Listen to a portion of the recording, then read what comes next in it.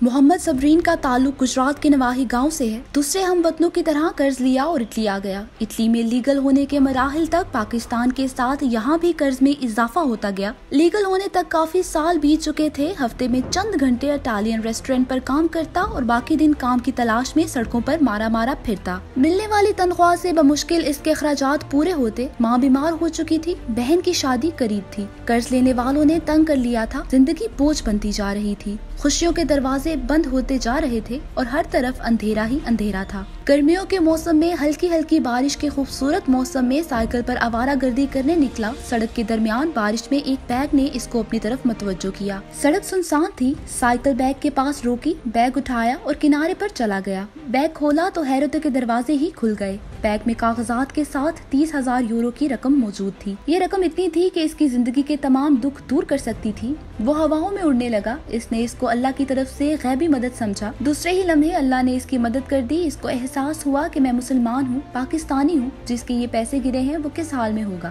مجھ پر یہ پیسے حرام ہیں۔ وہ وہاں اس نیت سے بیٹھ گیا کہ جس کا بیگ گرا ہے وہ واپس ضرور آئے گا۔ اس دوران اس کے سامنے دو راستے تھے، ایک طرف شیطان کی ترغیب اور خوبصورت زندگی کے خواب، دوسرا اللہ کی رضا اور پاکستانی ہونے کا احساس۔ 2 گھنٹے انتظار کرنے تک کوئی نہ آیا تو اس نے کافی سوچ بچار کے بعد اندھیرے میں آسمان کی طرف دیکھا، اللہ کی رضا میں اپنی خوشی سمجھی، اقبال کا شاہین بن کر عجیب فیصلہ کیا۔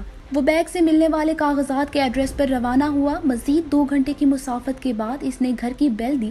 77 سال کا بوڑھا اٹالین صحافی، اس نے دروازہ کھولا۔ صبرین بارش میں بھیگ چکا تھا، شناختی کارڈ اس کے ہاتھ میں تھا۔ اس نے آدھا دروازہ کھول کر باہر دیکھنے والے بوڑھے اٹالین کی طرف دیکھتے ہوئے پوچھا، کیا یہ شناختی کارڈ آپ کا ہے؟ بوڑھے کی آنکھوں میں چمک آ گئی۔ ہاں میرا ہے، کہاں سے ملا؟ صبرین نے تصویر اور بوڑھے کو دیکھتے ہوئے پوچھا، آپ کا کیا گم ہوا؟ اس نے جذباتی انداز میں کہا کہ بیگ اور 30,000 یورو۔ صبرین پیچھے مڑا، سائیکل سے بیگ لیا اور بوڑھے صحافی کو دیا۔ اٹالین نے جلدی جلدی بیگ کھول کر دیکھا تو بیگ میں رقم موجود تھی۔ دونوں گھر کے ڈرائنگ روم میں موجود تھے۔ بوڑھے اٹالین کا پہلا سوال تھا، نوجوان تم کس ملک سے ہو؟ میں پاکستانی ہوں، صبرین نے جواب دیا۔ اس لمحے بوڑھے نے پاکستان اور پاکستانیوں کے بارے میں کیا سوچا ہوگا؟ بوڑھا صحافی پاکستانی محمد صبرین کی مدد کرنا چاہتا تھا، لیکن صبرین 5-10 یورو بھی لینے کے لیے تیار نہ تھا۔ آخر اس نے بوڑھے صحافی سے کہا کہ اگر آپ میری مدد کرنا چاہتے ہیں تو مجھے کسی جگہ اچھا سا کام دلوا دو، میں مزدوری کر کے حلال روزی کمانا چاہتا ہوں۔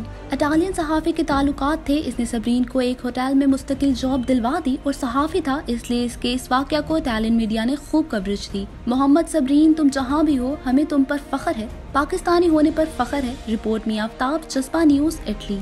خوبصورت اسلام آباد کی خوبصورت ترین بحریہ انکلیو میں 3، 4 اور 5 کمروں کے لگژری اپارٹمنٹس۔